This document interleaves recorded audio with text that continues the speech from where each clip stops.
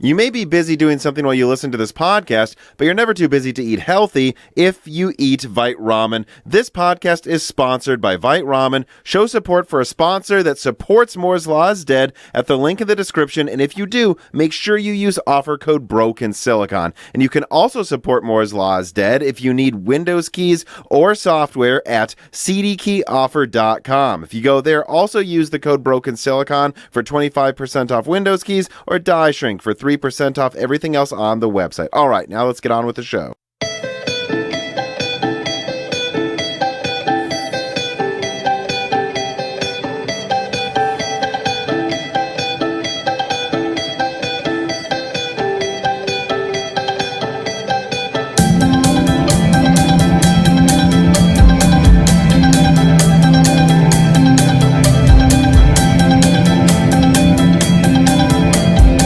Welcome to Broken Silicon, a gaming hardware podcast. I am your host, Tom, and today, around the beginning of the year, I am joined by someone who's joined us before, and it's because I can't think of a better channel that focuses on really mobile gaming performance. A better time to have someone like that on than right after CES when everyone announces their new laptop technology. So please, Jared, introduce yourself.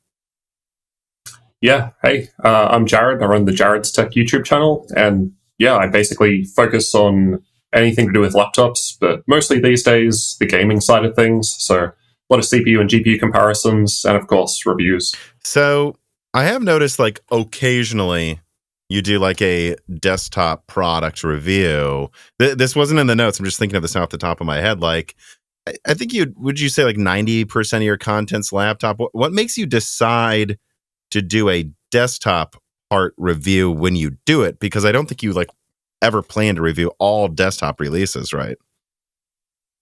Yeah, so I guess personally, I'm probably a little more interested in the desktop stuff. Like all the YouTube channels I watch are probably like, you know, Hardware Unboxed, Gamers Nexus, that type of thing.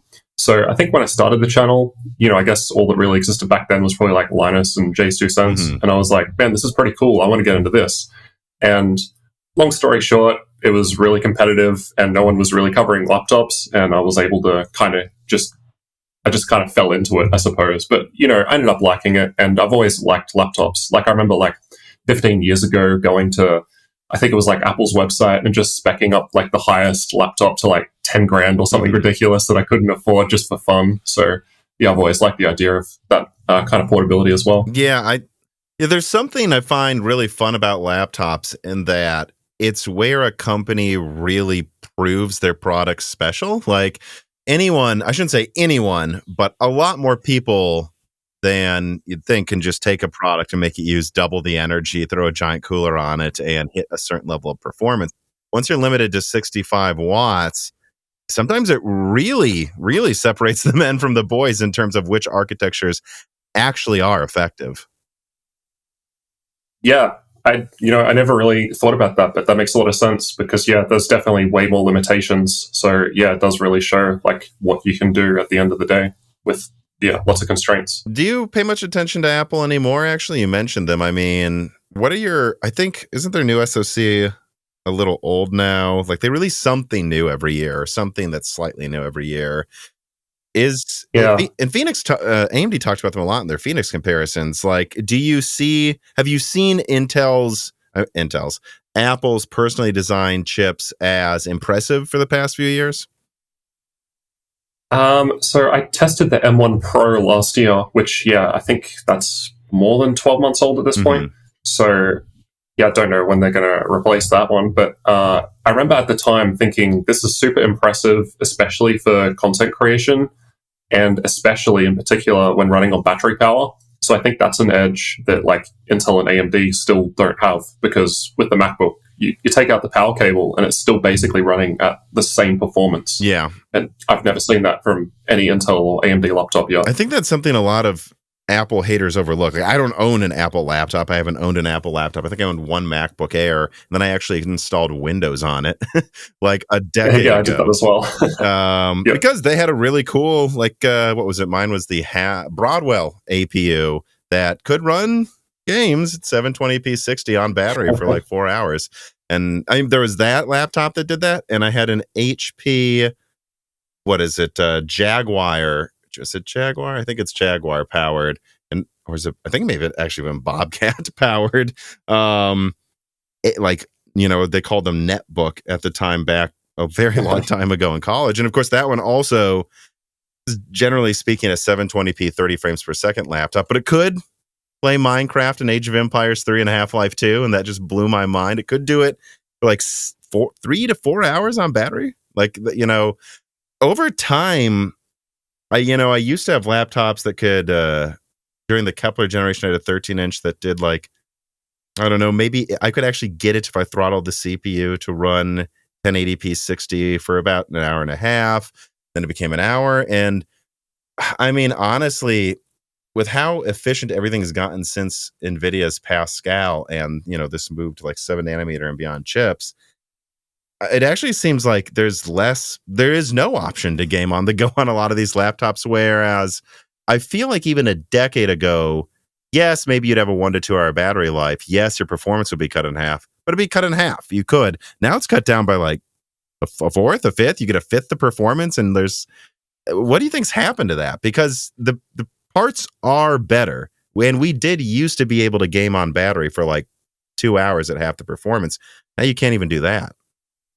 Yeah. So when I do my battery testing, I do two things. I do YouTube video playback, and I also do The Witcher 3, but I cap it at 30 FPS just because that's something that Nvidia has done for years by default. So I want to have like comparable data. Don't think they actually do it anymore. They kind of like dynamically change it based on like how much battery you've got left. Anyway, the point I was getting to was, I haven't really seen any big improvements in terms of like gaming on battery. Like it's always kind of around that 1.5 hour mark, maybe 2 hours in like an exceptional case. But over the last few years, I haven't really seen the gains, even running the same game at the same settings at the same frame cap. Yeah, that's odd because on paper, literally they should be able to. It's just, it's almost like, from my experience, I have a 2060 Max Q laptop. It's almost like it doesn't let you. Like it doesn't let you game on battery. Yeah. Whereas before you could kind of do a couple tricks to let it run for like an hour or something. Well, I wanted to start kind of looking back on the previous year, though, just to level set before we get into all the announcements from CES. How do you feel about last year in terms of like just laptop offerings and mobile competition in general? I mean, Rembrandt and Alder Lake were notably bigger leaps over their previous gens than Tiger Lake and maybe not Tiger Lake. That one's a mixed one though, because when did it really come out? But like then Ice Lake and Cezanne were, right? Yeah, I think it was a pretty good year in terms of new laptop hardware. I was particularly interested in the big core counts offered by Intel, obviously with the P and E cores for the first time. I was a bit disappointed that AMD didn't really have quite as much back then. There was still, only 8-core, 16 threads. It's still pretty good, really. But compared to Intel, if you do need that multi-core performance, it was a bit behind. And compared to the generation prior, I can't remember off the top of my head, but it was maybe like a 10% boost. So gen on gen, Intel looked much better. Of course, until you unplug the power and run battery, which, is something that laptops are obviously designed to do. And that was an area where AMD obviously generally had the advantage. Not always, but in more cases than not, AMD seemed to be more efficient in that case. So it seems like, because we're going to get into this in like maybe 10 minutes, but it seems like people bring this up all the time, like AMD availability. Can I get an AMD laptop? And you touched on it a little bit that it was kind of hard last year to get a hold of Rembrandt. But the funny thing is, when I look at almost any reputable website or firm that tracks market share, they keep saying AMD's taking laptop market share. And we'll come back to this more so later, but because you touched on it, I wanted to bring it up now. Like, do you think, especially in 2022, because I saw it, Rembrandt looked awesome, but it really didn't feel like until near the end of the year you could get it. And yet I'm looking at this, a link will be in the description for everybody, Statista saying that AMD went from, let's see, in 2020, they were at about 20% laptop market share. By the end of the year, they were getting to 26% market share. Do you think there's something off here, or do you think it's just hard to keep into perspective how horrible the availability of AMD laptops was a decade ago? Because I remember when Steamroller or Excavator, whatever the last Bulldozer iteration was, came out, the integrated graphics are actually really good, but I literally couldn't find a single laptop with it. It wasn't like it's hard to find, when is it coming out? I couldn't find one. So do you think there's it's just hard to keep into perspective how bad it used to be, or do you think that there is something off with what's being reported with AMD market share in laptop last year and how easy it was to get them? Yeah, so it wouldn't surprise me if AMD is taking market share. I think what the problem is, and this is just, my own thoughts after, doing this for years and talking to a bunch of people who work at different brands, I get the impression that the demand is just far outstripping the supply. Mm-hmm. So it seems like they're just selling everything that they can make. So, if you're selling everything you can make, you'd hope you're claiming market share. But at the same time, you're also going to leave a lot of people sitting there like thinking, where can I actually buy one of these things? So I think that just seems like the explainer to me. Mm-hmm. Assuming the entire world isn't some cabal lying about AMD market share, that's kind of what I think as well. QH Freddy writes in and says, why are there barely any Rembrandt U laptops available, even almost a full year after the CPU's launch? Which this is, of course, I think the one people are most interested in is the 6800U, which is the full 8 cores of that Zen 3 Plus in a 15-watt package. Yeah, I mean, I don't have a good answer for that. I definitely didn't get one last year, so I haven't seen any. I don't think I've ever had one. I mean, maybe they're prioritizing, I guess, other options that make them more money. Mm-hmm. I mean, if they're selling everything they can, I suppose that would make some degree of sense. But yeah, otherwise, I'm not really sure what the reason is. Yeah, I Googled around. Because it sounds pretty good. Yeah, well, it looks good on paper, but I mean, I Googled around on HP, Razer, and a few other places, and I saw that all of them basically offer the 6900HX. And I actually think those are the best yields then that can boost to the highest possible all-core clocks at 45 to 65 watts, while also not using the maximum amount of voltage. And if their yields are good, that's what Asus and that's what Asus and Razer wants to put in their laptop.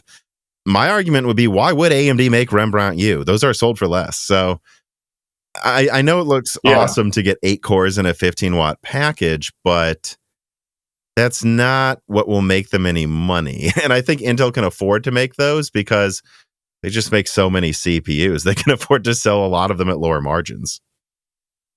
Yeah, I mean, it's also interesting because I don't know how much I can say here, but I know of at least one brand who advertised that they would ship one of their high-end laptops with the 6900HX last year. And they sent a few out to reviewers, and after a few weeks, they had to basically recall them because they just didn't. They weren't going to get enough 6900HX chips to actually put into that model to sell.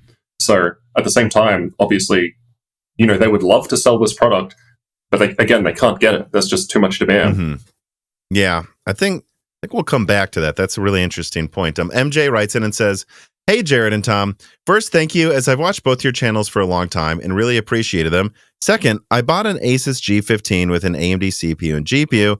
Tom, you've talked about Relive in the past few weeks, and one thing missing from AMD's mobile drivers is Relive, not to mention a complete lack of tuning features. Is reviewing drivers on a laptop something that's missing from this industry? And I'm going to be honest, I put in the notes here, I haven't owned a laptop with a Radeon graphics card for a decade. So I don't actually, is that true? Is there no Relive in any AMD laptops? So just full disclosure, I honestly didn't know, and I literally Googled it just before this. Okay. It actually seems like the answer is generally no, because it needs 2 gigs of VRAM, and it's supposed to run on the integrated graphics. So unless you've got a laptop where you can go into the BIOS and say, hey, use more of the system memory for the iGPU, it sounds like it's not going to work. So I think it'll work on the discrete Radeon graphics, but of course, laptops that have Radeon GPUs are even far more rare compared to laptops with a Radeon integrated graphics. Asus G15. Let's see here. because if it that would explain some of it then, like if there's not enough RAM allocated for the integrated graphics to use it, and then it comes with a Navi, what is it, 23, so the 6500 XT one based graphics card, that one doesn't have it built into it as well. That would explain it. But otherwise, I would find this very hard to believe because, I mean, guys, they use the same silicon as the desktop cards. So I don't know why they would lack relive but I haven't actually tried that. Have you ever played around with relive on any of the AMD laptops you've tested? No, because last year I covered 37 different laptops. Only one of them had discrete Radeon graphics, which was the G14. And yeah, as mentioned in the question, looking at the driver features isn't really something that I do. And I mean, I guess it's kind of also difficult to compare when you only get one Radeon laptop for the whole year as well. Yeah. Yeah, so I think that puts things in perspective too than like talking about getting an AMD APU in a laptop, let alone a graphics card. You got like, what did you say, 1 out of 37? Yeah. So I don't know. What I would say to this question is if you have something like a 6800S graphics card, I find that hard to believe it doesn't have relive, and it does. Don't shoot me in the comments because I'm just as surprised as you. Yeah, and if it doesn't work, it might be because like in the G14, for example, it's got Radeon APU and discrete graphics. So it might be the case that you'd have to use the mux switch in software to disable the integrated graphics so that it's running purely on the discrete graphics, which you'd want to do if you're gaming anyway for best performance. Yeah, that's a good point too, because I've had a few friends who have had AMD CPU plus GPUs for a while, and oftentimes there is this issue where because it's technically video outing through the APU at all times, that some of the features are missing in the software, even if they should work on paper. Yep. Actually, this is a bigger issue for me with Intel NVIDIA laptops, where if I want to have a custom screen resolution or use, I think, maybe Shadowplay too, it just doesn't work because technically it has to output through the integrated graphics. It's not true with all laptops that have both, but a lot of times the OEM is handling the driver package overall. It just locks out some NVIDIA features I wish I had access to. Yeah, if you open NVIDIA control panel on a laptop with Intel plus NVIDIA, there's like 3 or 4 options or something. And then if you've got a mux switch and you can disable the integrated graphics, suddenly there's like, 10 or 15 options and the world just opens up. Yeah, I just wish that was like, I'd be so happy if that was something NVIDIA or AMD like mandated to their partners. Like, hey, you have to make it so you can use our stuff. But I mean, you ran into tons of silly things like, what is it, RAM speeds, and like there was a performance loss going to like the laptop panel last year with a lot of laptops, right? Yeah, there's been a few random things. I don't think there was as many last year. I think it was mostly 2021. 2021 might be mixing it up. I can remember off the top of my head. Yeah. But that type of stuff, it's so silly. And so what I would suggest, actually going back to the question that was just asked, is I'm sure there is something with the laptops you've gotten, the OEM for some reason didn't allow you to have something that on paper there's no reason you shouldn't have, but unfortunately it happens all the time. All right, let's move forward. I actually want to start talking about some of the announcements from CES. And the one that I think I'll have the most to discuss that I've kind of been saving for this conversation, I haven't put in my other content that much yet this year, is NVIDIA's Lovelace laptop graphics cards. I guess I talked about them a decent amount in one video, but I just kind of took a glance at it and said, well, this looks like crap. What are your thoughts? What are your thoughts on let's just start there, the NVIDIA Lovelace laptop graphics card generation?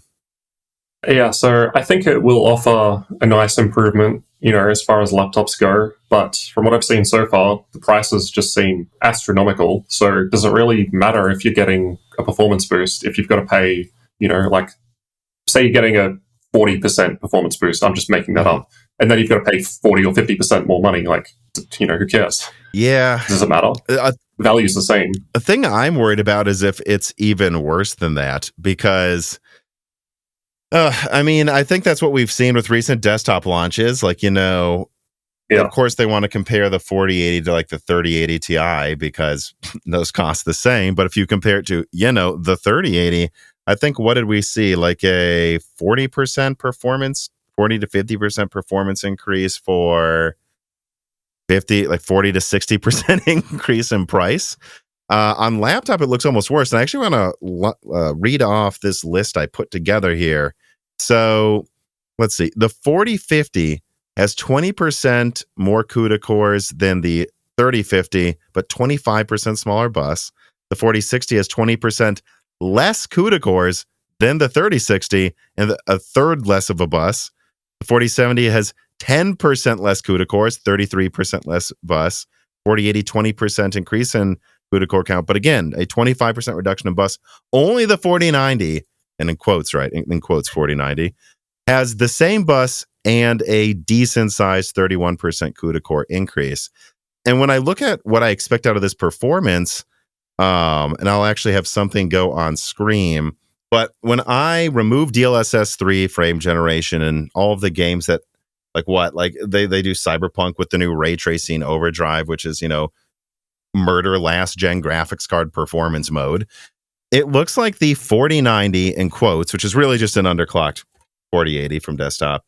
It looks like it's going to be maybe 50% better than the laptop 3080 Ti, but this thing, as far as I can tell, is going to go into like $4,000 laptop. So look, I don't think 3080 Ti's ever went into cheap laptops. I think if you were always going to get these insane god tier laptops, you're getting a decent performance increase this gen. But once you go down the stack, I mean, the 4080 seems to be a decent increase over the 3080 for like an extra $500 in the laptop. And then the 4070, I'm not sure it'll beat the 3070 laptop. I think it will. Don't get me wrong, but it has less CUDA cores. It'll be clocked faster. And its bus is half the width, 128-bit instead of 256-bit. I think it will beat it, but 10 to 20% maybe. And the 4060, same thing. It's a smaller bus. It has 20% less CUDA cores. I think you're looking at a generation where the technology is excellent, but everything seems to beat the previous gen by no more than Ampere did over Turing. And I just find that really disappointing. I don't know if you expect anything different out of it, but the specs don't lie, in my opinion. And we've already benchmarked enough Lovelace. I think we can just draw a comparison. Yeah, it's definitely interesting. With the 4070, I guess it's technically last gen. We had the 3070 Ti. Yeah, so the 3070 Ti and 3080 Ti for laptops came out last year, but then the year before was 3070 and 3080, so the non-Ti. So when the 3070 Ti came out, it was actually very close to the 3080, to the point where a lot of 3080 laptops ended up going on sale. So then I don't think they were selling as many of the brand new 3070 Ti.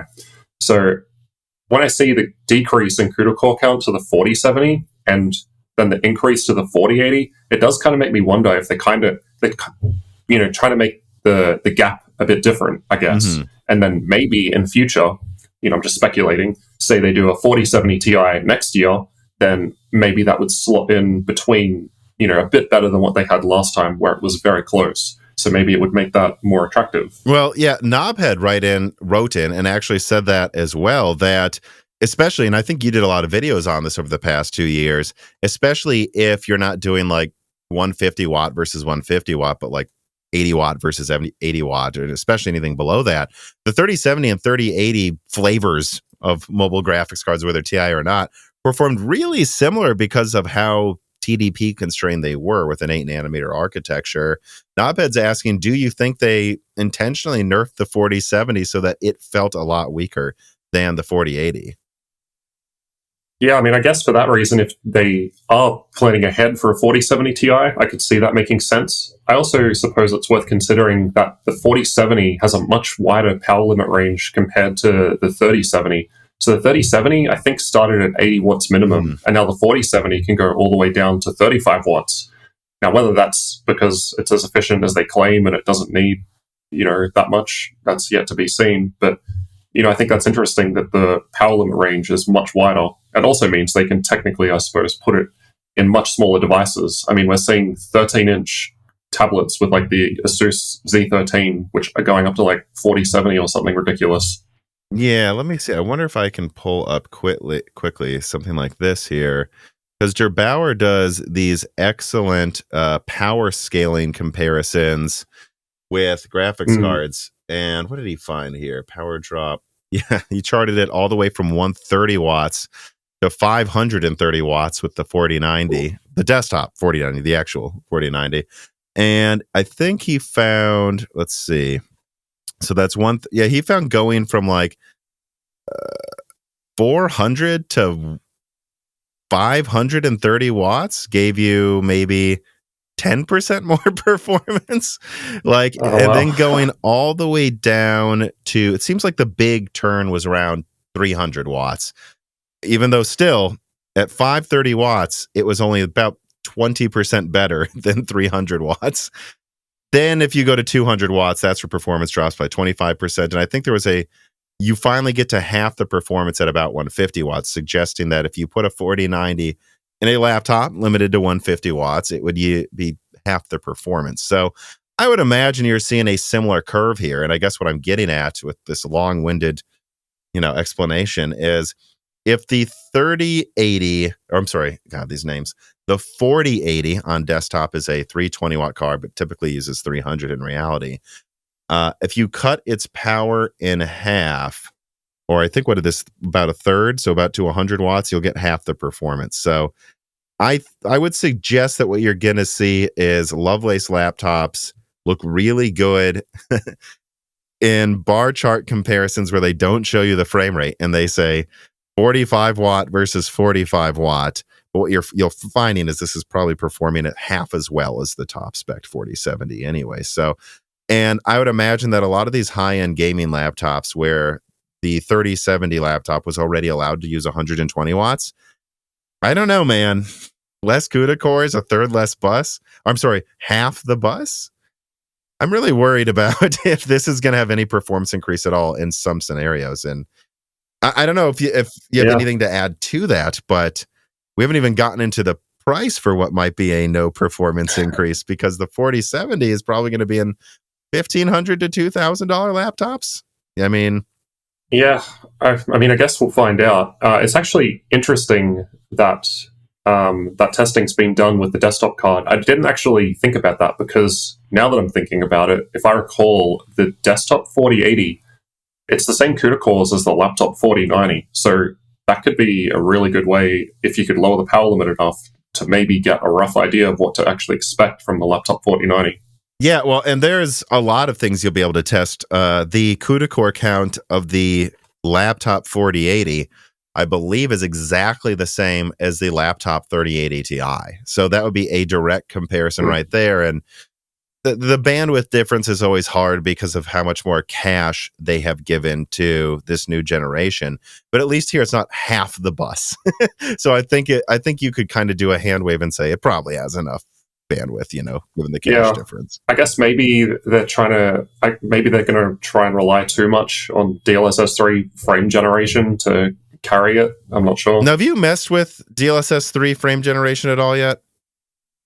Not yet, because when I got the RTX 40 desktop cards to do some comparisons with, back then the games were all, like various stages of beta. So there was a lot of like steps that I had to download this thing and do all this garbage, which the normal person wouldn't have to do.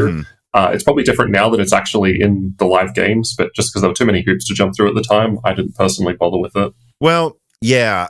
I kind of came to a similar conclusion. Like Nvidia announces DLSS 3 and they're like, oh, it's in 40 games. And then you check and it's like, it's in 5, guys.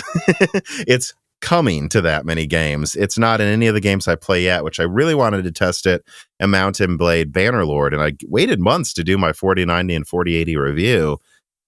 It's still not in it as far as I'm aware. So I didn't want to get a game like Spider-Man or something that was a flagship game. I wanted to wait for the games that probably weren't specifically chosen to look good with it to really test it.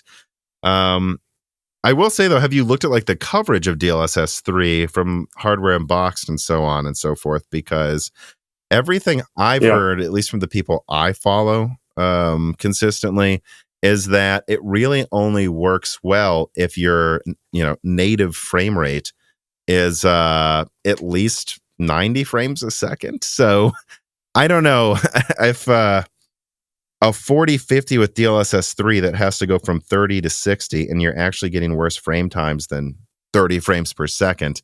That's a real concern of mine in terms of marketing these laptops. Like, oh, look, the 4050 with DLSS 3 is 3 times better than the 3050. And then, like, in fine print, in so many words, they have to admit it also has worse input lag than if you were gaming on a PS2. You know, I don't know. That's a real concern of mine. Yeah, especially when you consider the fact that a lot of laptops this year seem to be increasing the resolution significantly. So, like, Alienware's X14 is meant to be a portable 14-inch gaming laptop. Last year, it went up to RTX 3060. I think it was like 75 watt power limit, but it had a 1080p screen. So now this year, I think it goes up to 4050 or 4060. Sure, the power limit's boosted by 10 watts this year to 85 watts, but now I think the screen is only 2560 by 1600 in a 14-inch screen, which just seems overkill to me. So it's going to be, even if you've got more power, you've got way more pixels to spit out. So, yeah, I don't know how that's going to go. Yeah, I guess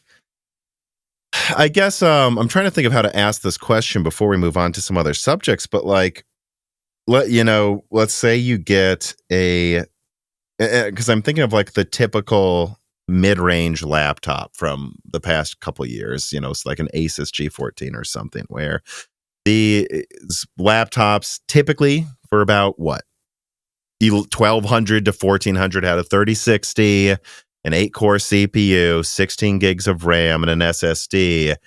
What are you going to think if, like, this year that laptop doesn't have like a 3060 6GB, but it has a 4050 6GB that's actually 20% weaker for the same price, but it uses DLSS 3? I'm wondering, like, how you'll feel about that, and if you'll recommend it over just getting a discount 3060, which maybe that's what Nvidia wants anyways, to be honest. But yeah, I think in that case, last gen would make a lot of sense. So it's really going to depend on how the 3060 and 4050 compete outside of, features like ray tracing and DLSS, which of course are still somewhat important, I suppose, as DLSS 3 starts coming into more games over time. But at least initially, yeah, it wouldn't surprise me at all if the recommendation is, hey, just get a cheaper 3060. Jessie here may know how to fetch very well, but she really hasn't learned one of the main things any viewer of Moore's Law is Dead should know by now, and that's that you don't need to overpay for Microsoft keys. This piece of content is brought to you by cdkeyoffer.com. There's just no reason to pay exorbitant monopolistic prices for Microsoft Office or Microsoft operating systems anymore. Not when you have someone like cdkeyoffer.com, who's been a fantastic sponsor of Moore's Law is Dead for many years now. If you're looking for anything from Steam games, Origin games, Uplay games, or PlayStation keys, or reasonably priced Microsoft software, go to cdkeyoffer.com today, click the links in the description, and use the offer codes BrokenSilicon for 25% off Microsoft keys and DieShrink for 3% off everything else on the website. Don't be like Jesse here, who's chewing on my chair right now. Be smart, don't overpay for online software, and go to cdkeyoffer.com today. all right, well, let me move on then to the AMD graphics card that was announced. Of course, they've already released RDNA 3 on desktop. And, it's funny, early rumors for for RDNA 3's launch were that possibly the tiny 6-nanometer monolithic graphics card might be the one that came out first. What I always heard is that once they saw the market collapse, that they were like, we're not launching any low-end cards to desktop for a year, and that's why we probably haven't seen it yet. But they finally revealed it. They revealed the 7600M XT, which is an interesting way of naming that card, I think. What are your thoughts on it? Because in one of your videos, I noticed a chart that showed that AMD was actually comparing their mobile graphics card to the desktop version of the 3060, and I did a very rough average just glancing at it. It's not to the decimal, but it seemed to be about 10 to 15% better than a desktop 3060, despite having a 25% smaller die size on 6-nanometer, not even 5-nanometer. Like, are you impressed so far by what's been announced by AMD's like kind of mid-range laptop offering coming out this year? And did that surprise you at all to see them compare it to the desktop 3060? Yeah, so I think they said they were comparing it to the desktop 3060 because they said, we don't have the 4060 yet because it's not out yet. And we thought comparing it to the 3060, maybe they'll look too good. I don't know. That's probably not what they were thinking. But I think they thought the desktop 3060 might be more comparable or something like that. Overall, I think gen on gen, it didn't look that big of an improvement, at least compared to what Nvidia is saying. Mhm. But even putting aside the DLSS numbers, they were saying what was it, like close to 50% or something. It looks like 1.5x in games like Assassin's Creed Valhalla. Well, and yeah, Red Dead but that's Redemption 2. 4090 for $4,000 to 3080 Ti. And Oh, the yeah, 4090 is way higher specs than the 3080 Ti. Whereas Yeah, that's true. when I look at the 4060, I'm like, I don't know that it's even going to beat the 3060 laptop by more than 20%. Yeah, I guess. So Yeah, that's a good point. I was just going to say, I guess overall, I was probably a little let down just because I wanted to see a bit more high-end stuff. Like the 6800M was pretty good value. It still is great value. Like you can get a 6800M, I think on Best Buy for like $1,050, and that can compete with like RTX 3070 and 3080.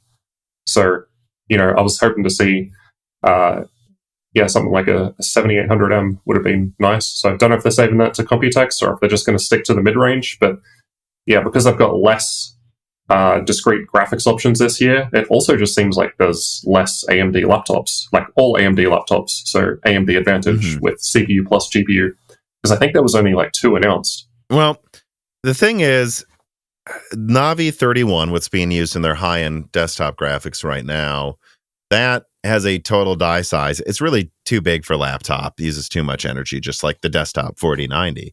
But there is another one in between Navi 33 and Navi 31, and that's Navi 32. My understanding, talking to people, is that this thing is still months away.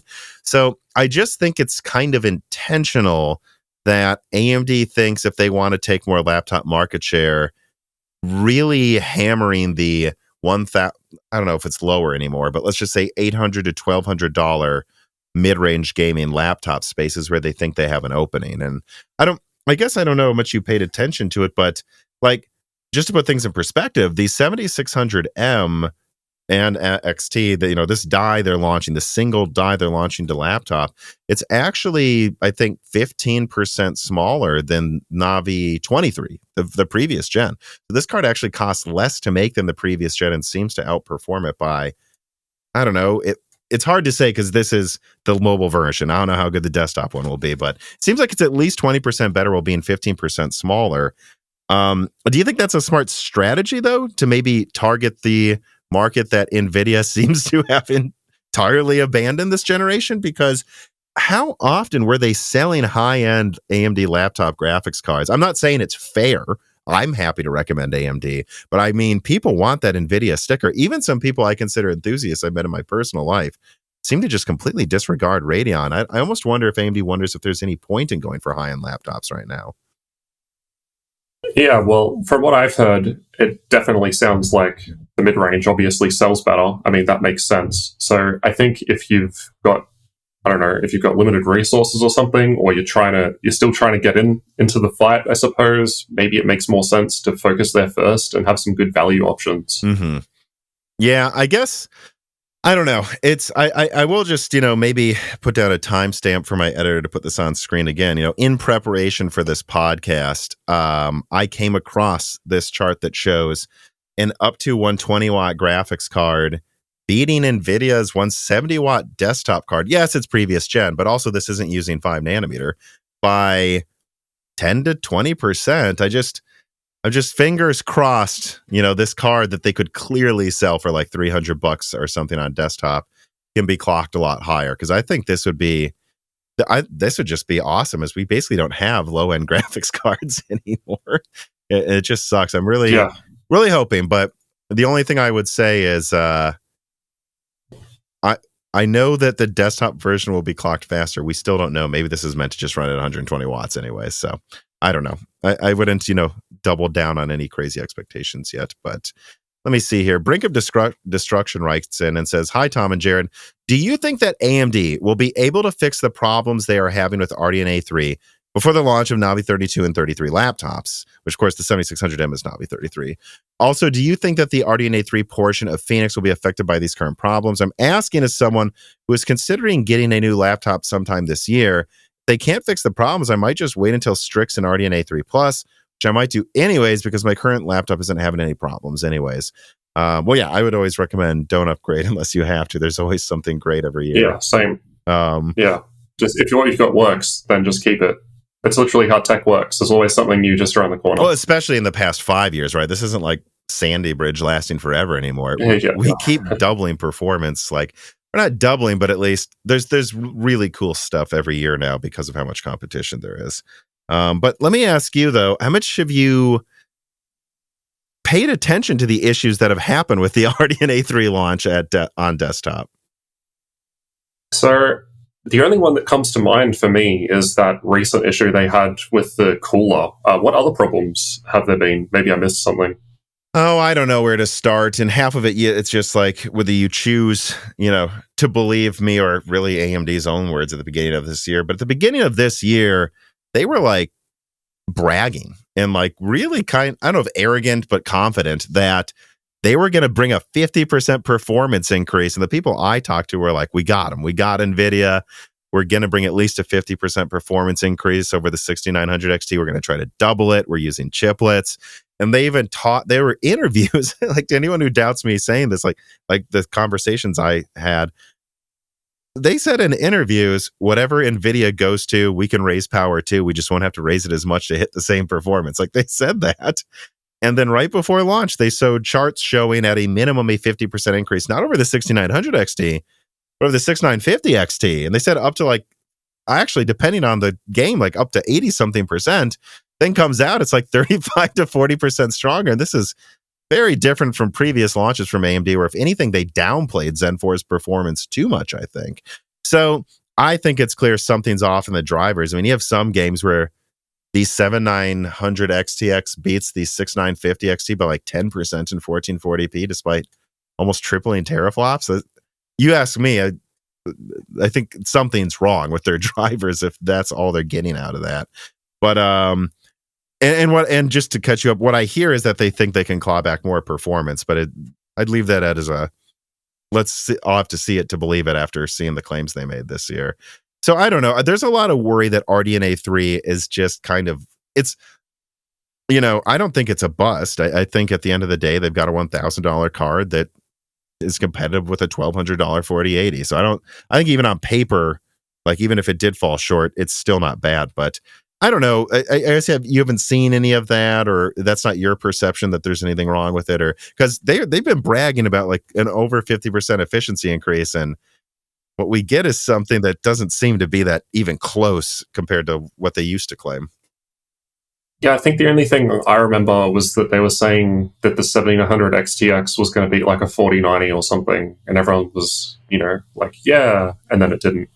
I think that's the only thing I saw. But as for how that translates to the RDNA 3 portion of Phoenix, I'm not too sure because like that would just be the integrated graphics, right? Yeah, and it's on 4 nanometer. From what I've heard, the versions of RDNA 3 and Phoenix and Navi 33 are their own versions of RDNA 3, which that's always true. I mean, they always have to change more than a few things. These are all on different nodes. I guess, yes.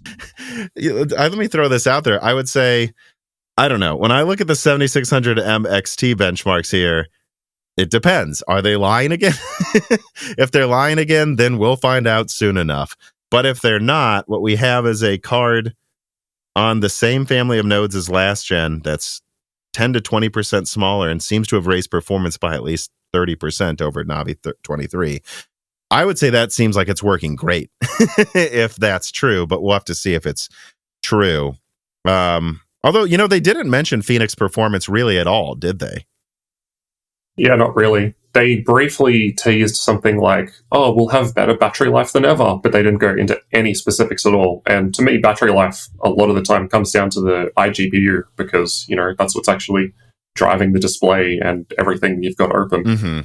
Yeah.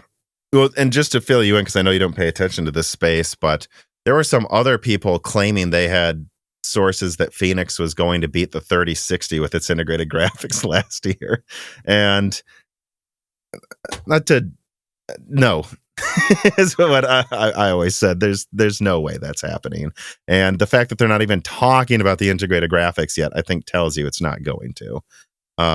Yeah, I think that's all you need to know, really. The only other thing I would say, though, is it really is weird, whether it's good or bad, that they didn't talk about the integrated graphics of Phoenix. My suggestion actually is that they are trying to fix the performance of RDNA 3 across the board. And maybe they haven't shown it yet because they're hoping to have better numbers in a couple months. I don't know. That's a suggestion I would make, because do you disagree? Like, let's say the performance is only what I was expecting last year, not triple the performance or something silly, but I expected, 40 to 60% increase in integrated. They're going from 6 to 4 nanometer. They're doubling the teraflops or something. I'm like, 20 to 40% more, maybe 60. I'm sorry, 40 to 60% more.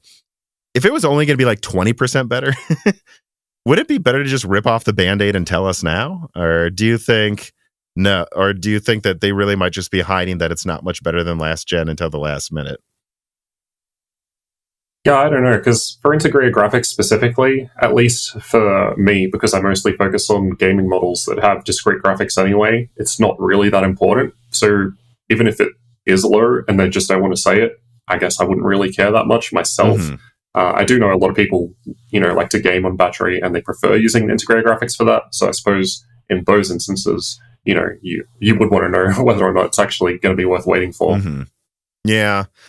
Let me see here. Envious writes in and says, why is AMD's 7600 MXT and 7700S based on the same Navi 33 core configuration? The only difference seems to be the maximum thermal graphics power. Do you think we need both the M and S product lines when, at least this generation so far, they seem to basically be the same silicon? Yeah, I thought that was quite strange. So AMD provided a table that I included in one of my videos where they showed all the specs side by side. I mean, they didn't list absolutely everything, but the main things looked exactly the same, with the only difference being the maximum power limit. So they both had the same minimum power limit, but the M series went like 15 to 25 watts higher. And yeah, I thought that was quite strange too. Like, why are we designating a different letter to a product based on a power limit, which is something that's arbitrarily set by like the OEM? I mean, at a minimum, doesn't that at least make it so you know what you're buying? Because when they say, I suppose, 4090 laptop, and it's like, what is it, from 80 to 150 watts, and the 40, it's a big range. The 4070 can go down to 35 watts. Is that true? Or was that, I think it might have been the 4060. I'm not sure. The 4070 can go down to 35. Yeah. So, I mean, we're talking, and it's based on the same silicon as the 4070 Ti that seems to use 200 watts. I can assure you at 35 watts, this thing's going to be performing quite differently than the 150 watt version. I don't know. At least you know what you're buying, right? I used to like that NVIDIA put max Q on my 2060 because I was like, oh, good. So if I undervolt this, maybe I'll get close to it, but I shouldn't expect desktop 2060 performance out of the box. But does it let you know what you're buying, though? Because the power limit range specified by AMD isn't necessarily what they're actually going to use in the laptop. So although the M might be, able to go higher, maybe in a specific laptop, they max it out at a wattage which is the same that the S can hit. Yeah, because it's a range. I don't know. That's a good point. What I would also throw out there is, and this is something I've learned more and more, like just kind of talking to people like Daniel Nenny from SemiWiki and just other people who like bin graphics cards. Like the difference, there are different types of good yields. There's some, a fully enabled yield. You don't need to disable any of the cores. The bus, everything works. Everything is fully enabled. But some fully enabled yields clock so low compared to the best samples that they will disable them from like a 7900 XTX to a 7900 XT, just because it would only run all of the cores at like 1.5 gigahertz. And so let's just disable, 10% of them or 20% of them or whatever, so that we can run them at 2.5 gigahertz. It'll actually outperform if we left this thing fully enabled. Actually, that's something that was a rude awakening to some people that enabled those Athlon x3s to x4s, is they found their fourth core only ran at like 2 gigahertz or something. And that's why AMD disabled the Phenom to an Athlon. So there's fully enabled yields. Then there's yields that clock really high, but also require the voltage. Then there's yields that clock decently high, but require very little voltage to get there. And then there's yields that don't clock very high, but actually can be undervolted a ton. I would suggest maybe that the S yields are the ones that have really good performance at lower voltage, relatively speaking, but can't clock as high. I would assume. Otherwise, I would make the argument that it's completely pointless, and I would hope there isn't literally a pointless reason for doing this. Yeah, I mean, that would make more sense than anything else so far. Out of the box, though, I think it's fair to say that you might get plenty of M's that perform the same as S's, you know? Yeah, it wouldn't surprise me. But expect to get better undervolting performance if you get an S? I don't know. Mo Abdul writes in and says, "Hi, Tom and Jared. AMD recently released a large data center APU called MI300 that's lots of CPU cores and a powerful GPU in a single SoC. Do you foresee a high-end APU like that reaching desktop and laptop that's meant to be challenging for best performance in both general compute and graphics, instead of an APU being for low-power mobile or low-end desktop? Or is that just something Apple's going to keep doing by themselves?" Yeah, so I don't know anything about this specific chip, but it did make me think of something that ASUS were doing in one of their, I think it was like a ZenBook or something this year. They worked with Intel to get so normally on like a laptop motherboard, you have like the CPU package, and then some parts away from that, you'll have like the memory and stuff like that. So they worked with Intel to basically get everything like super close together. And I don't think it was, all on the one chip, but they were claiming some pretty nice improvements from that. So, and Apple have shown that doing that and integrating everything well does give nice performance gains. I suppose a company like AMD might be much better positioned to do something like that, given that they do both, CPU and GPU. Yeah, I think a lot of this comes down to who is this going to be able to be sold to and what's your primary market. So with Apple, their primary market is cell phones and then laptop. Like, they are working on server chips, I hear, but even when they come out, that's not going to be their main money driver for probably ever, but for years. Whereas with AMD, the Navi 33, there's going to be data center versions of that card. There's going to be desktop versions of that card. Like, I don't know why, like, MI300 isn't cheap. Why make a giant APU if that's not your main market? It's an advantage that you can do that for people who are willing to spend. I mean, I think MI300 has 3,000 millimeters squared around interposer on the bottom, and then stacked on top of that is 4 around 350 to 400 millimeter squared tiles. On top of that on each one of those tiles has 2 compute tiles. So then that's another 8 tiles of like 100 to 150 probably millimeter squared compute, and then they put a layer of silicon on top to keep it structurally sound. What are we talking about here? Like 4,000 or 5,000 millimeters squared of silicon? If they put that in a laptop, I think that's thousands of dollars in silicon cost alone.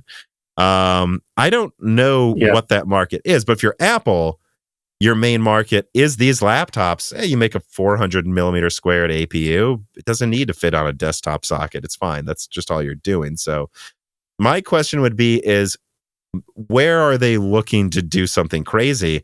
And the only place they've done anything like this is consoles like PlayStation and Xbox, where they're kind of doing that already. I don't know. I think the best thing we could hope for is like, if they made a version of the Xbox, probably not even PlayStation, because they'd want that to be their own design, that could be used in laptops. But you have to ask yourself, will that actually be any cheaper than just putting a 7700S and a Phoenix chip together? Because they seem to work fine together. And if it is better, is it 4 times better? Because it'll probably cost 4 times more.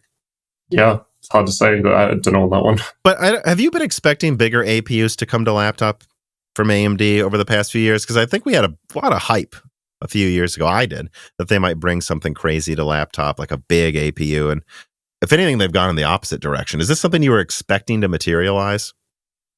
That's not something I've been expecting, but, over the last few years, I have seen them offering more performance in that regard compared to Intel. Mm-hmm. So I suppose if that's your only competition, I guess you're not really too motivated to, push that forward as hard as you can. But yeah, they have still been giving decent improvements compared to the competition, I suppose. Well, actually, that's a perfect jumping off point, because I just want to talk about now your impressions of Phoenix and Dragon Range in general. And Chris Rich writes in, and he says, until recently, AMD has been focused on APUs for laptops. Well, they do have a decent market share. The release of Dragon Range suggests that APU-only strategy didn't meet their expectations. Did AMD get their strategy wrong? And what are your hopes for or expectations for the future of APUs and laptops? I want to throw this out there because you kind of touched on it a little bit, like competition and what they think can compete with what. I don't think AMD ever expected their 150 millimeter squared APUs to be in top range laptops. I think they're pleasantly surprised that Renoir was able to beat Intel's laptop chips. I don't think they thought that would happen. Intel just completely stagnated. Yeah, I kind of agree with that. I don't think it was like, priority one of the game plan. And with Dragon Range, they definitely needed to do something compared to last gen if they wanted to compete with Intel in multi-core performance. So that doubling of 8 cores, 16 threads to 16 cores, 32 threads this year gives them that advantage. And, I suppose to have those cores, something's got to give. Like, presumably you don't have enough room for as much GPU space. And it kind of does make sense if they're only going to put these in the super high-end laptops that are going to have discrete graphics anyway. Yeah, I think the way I would put it then is, like, they were never intending Cezanne to compete with 100-watt i9s. They were just certainly happy it did, and now they want to compete with 100-watt i9s, and so they're using what they have on the shelf. Like, they could spend, I think I've heard, like, hard designs for these chips can take $5 to $10 million or more, just the design itself. It's not even, like, including validation and stuff. Like, I mean, should they spend $5 to $10 million designing a 16-core APU, or should they go, yeah, we kind of already have that on desktop. It'll be 30% less efficient, but let's just throw that into the high-end laptops. And I just think they haven't bothered to do it in the past because they knew, or I think they might be kicking themselves because it probably would have done well in hindsight, but I think they thought it may have been silly to go for the $4,000 laptop market when so many enthusiasts want that Intel sticker. And now they are, but like, what do you think about Dragon Range? Like, is it exciting to you at all, or? Yeah, I'm much more excited for it compared to what we got last year. So, like I mentioned towards the start, I think like the 6800H was like maybe a 10% or so boost over the 5800H. I can't remember exactly. That's just my takeaway memory. But yeah, this year we're actually getting double cores and threads, and the cache is 4 times higher.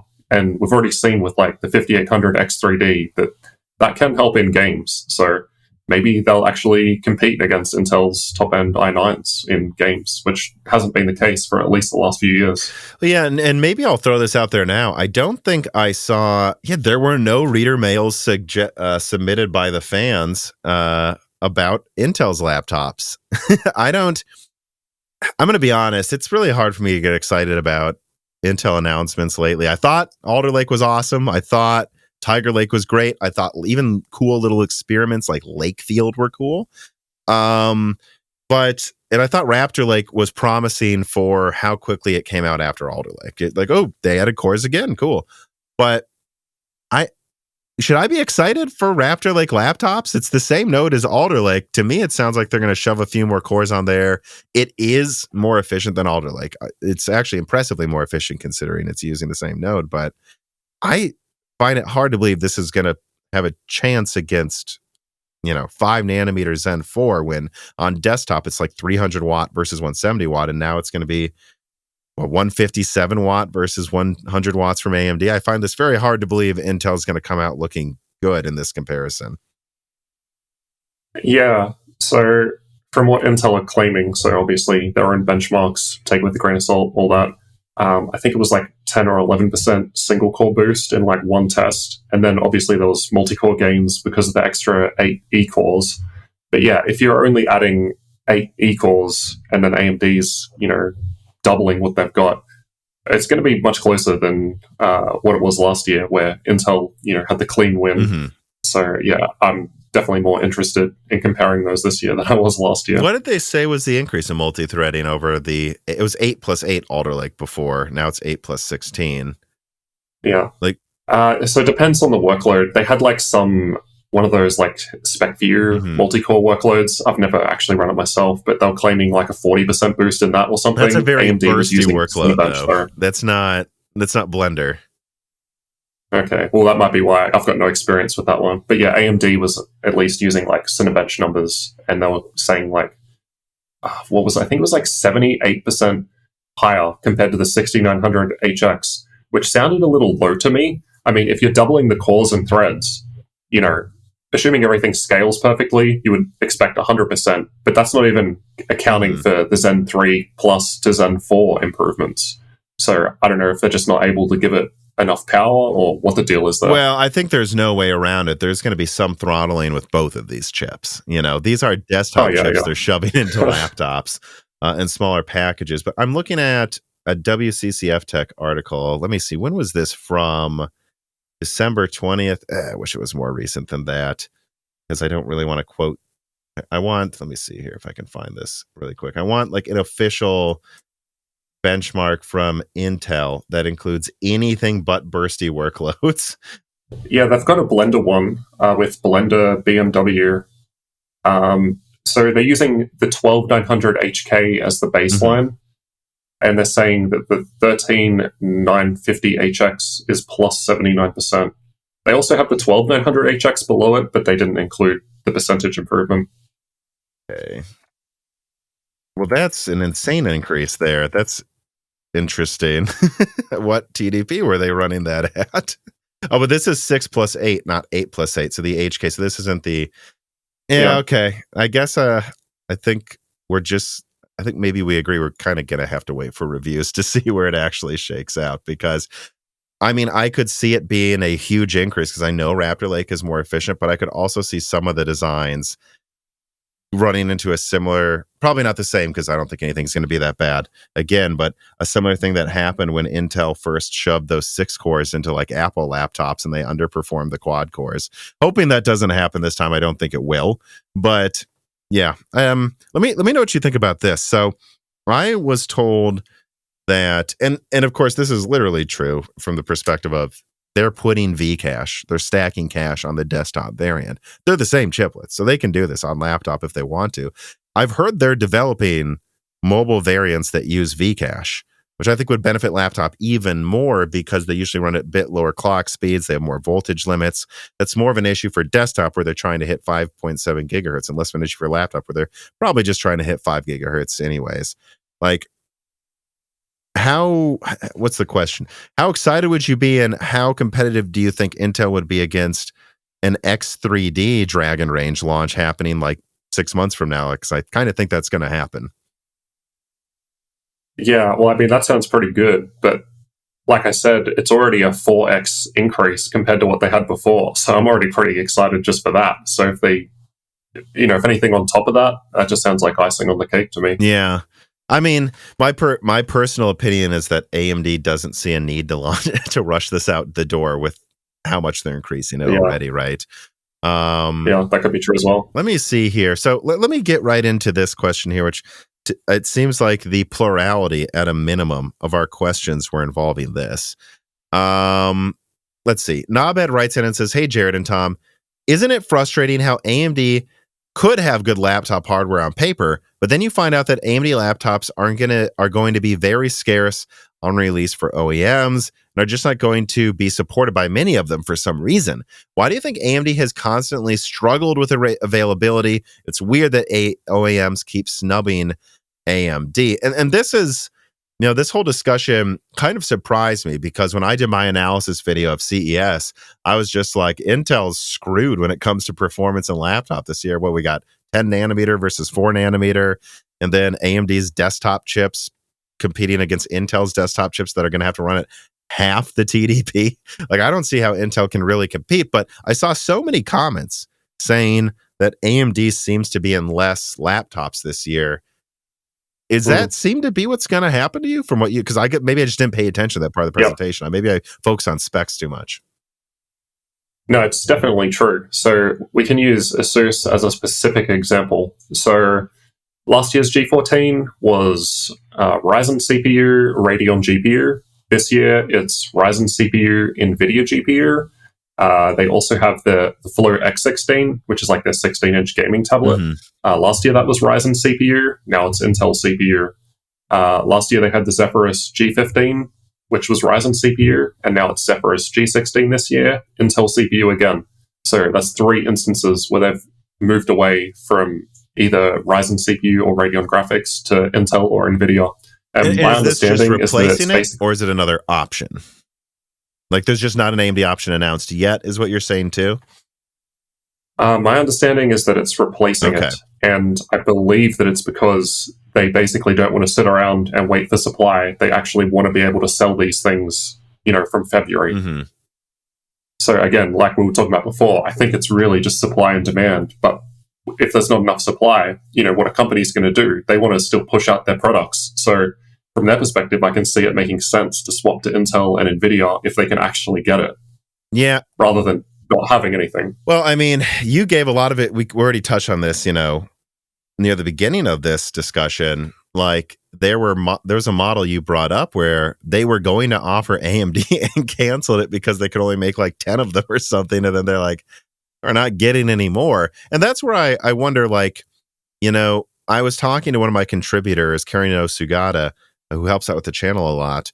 And I was like, do you have like a number though? Because before we declare anything, like what's the difference? And he's like, it seems like, and he just tallied really quickly from a few press releases. He's like, it kind of seems like Intel has at least like around quadruple the design wins so far. I don't know if it feels like that's a low ball to you or not. But if that's true, AMD is a fifth the size of Intel and has about a fourth the market share. Should we be expecting them to have more design wins than this? Like, I'm just asking an open question. Yeah, I suppose maybe not from that perspective. Over the last few years, AMD laptops have definitely gone up in popularity significantly, and maybe that's just grown too quickly for them, because I still get a lot of comments of people being like, no AMD, no buy. So yeah, I don't know, it just seems like they just need to be able to make more and everything would be solved, but I guess it's not as easy as that.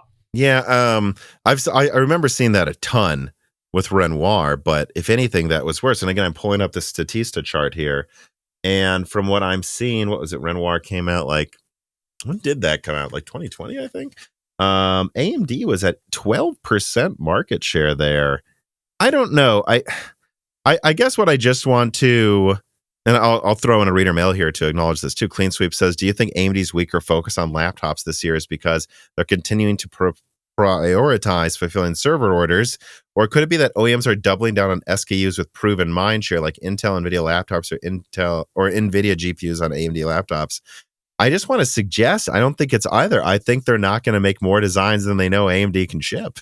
Like, would it really be so bad if what happens is every company has like 1 or 2 AMD options, but there's a lot of them and they just don't try to have 100 options you can't order?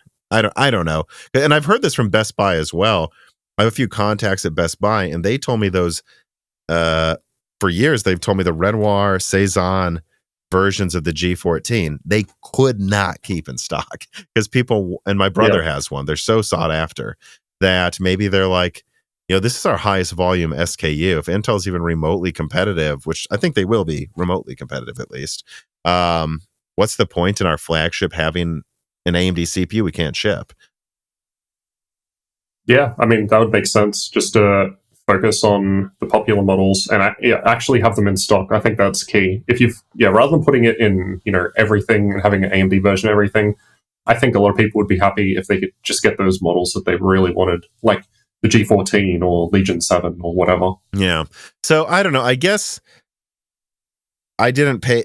All I remembered really from the CES keynote from AMD. Well, there were two things. The Microsoft portion was weird. The guy like came on stage and seemed like he decided not to announce something. That was very odd. But the HP one seemed like they were excited about AMD, and then I just didn't pay attention to anything else. I don't know. I guess maybe I slept on that more models weren't being announced than you would hope, but there's just, look at the comments we already have in this discussion that we got to, like from QH Freddy and such, where they're like, where are the Rembrandt U laptops? And then people are like, why aren't more laptop designs being announced from AMD? I don't know, guys. I think it's because they couldn't ship what you wanted last year, too. So yeah, I guess we'll see. If AMD loses market share this year in laptop, then we'll know something else was up. But I'm going to suggest maybe they just want to actually try to fulfill their orders this year. I don't know. That's my suggestion. At least I hope that's what it is, because their technology looks really cool. Yeah. Well, I guess it's a good problem for them to have. Sell everything you make. Yeah. Yeah. It's going to be a burden for AMD, probably. I was going to say for the next few years, but I'm like, I don't know if there's really a time limit on it until AMD gets to 60% market share, which I doubt they will even remotely soon, even if ever. I think it's always going to be this circumstance where they just don't have the volume that Intel does. And even then, I think I would also point this out. From what I've heard, I almost forgot to bring this up, talking to OEMs, Intel will basically design some of the laptops for Dell. They will show up and design the cooling, everything. AMD's trying to do that now, but I think they have 15 to 20,000 something employees. Intel has 100,000+. I really think there's a situation here too where OEMs have realized AMD can't even help us design half of these. So we'll help you, AMD, if you help us with one design, and it's pointless to work on the others. I don't know. I think moving forward, I guess I'm just kind of repeating myself, but I wonder if we should just expect, until AMD has 30,000 employees, I don't think they can afford to have more designs too. And OEMs, I don't know if they're lazy. You might just argue they're smart. They don't want to make things that they have to design on their own and take a risk, right? Yeah, so I've got two things to say to that. I think a lot of AMD's success is just, like you say, the amount of employees. I guess they just they haven't been able to keep up with it. Maybe they've been too successful for their own good, I suppose, because you can't just, turn on the CPU switch and suddenly you can fulfill everything. That's just not how it works. And also, I have talked to at least one OEM. It was 2 or 3 years ago. But yeah, like you said, they basically mentioned that they got financial support from, I can't remember if it was Intel or Nvidia, because I was asking, why isn't there an AMD version of this? And they were basically like, yeah, Intel, kind of helped us with this, so we can't do an AMD version of it. And I thought that was quite interesting. Yeah, and actually what I've heard from another leaker that I think is someone you can at least take to the bank, as he's never making anything up. He said Navi 33 for the 7600M, that it literally is drop-in compatible with laptops.